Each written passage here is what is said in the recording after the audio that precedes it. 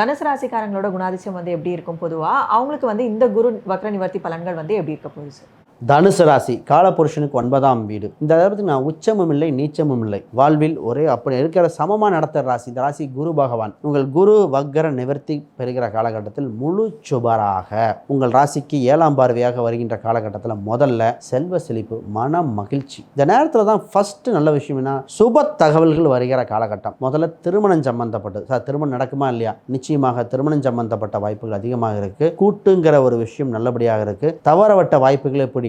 நிறைய பேருக்கு பார்த்தீங்கன்னா சின்ன விஷயம் தவறி போயிருக்கும். அதிலே இதில் இவங்களுக்கு நடக்கக்கூடிய பார்த்தீங்கன்னா 3ஆம் இடத்துல குரு பாக்கு 3-11 கம்யூனிகேஷன் சம்பந்தப்பட்டது, கொடுக்கல் வாங்கல், அண்டை வீட்டார்கள், மூத்த சகோதரர், இளைய சகோதர சகோதரிகள், இந்த வகையில் லாபம் இருக்கும். ஒரு இடம் மாறுதல் ட்ரை பண்ணுறேன், வேலை கிடைக்கிறேன், வேலை மாற்றம் கிடைக்குமா நிற்கும். கடல்லேருந்து மீண்டு வந்துடுவேனா நிச்சயமாக வந்துடுவீங்க. இது மாதிரி சிறப்பான காலகட்டங்கள்.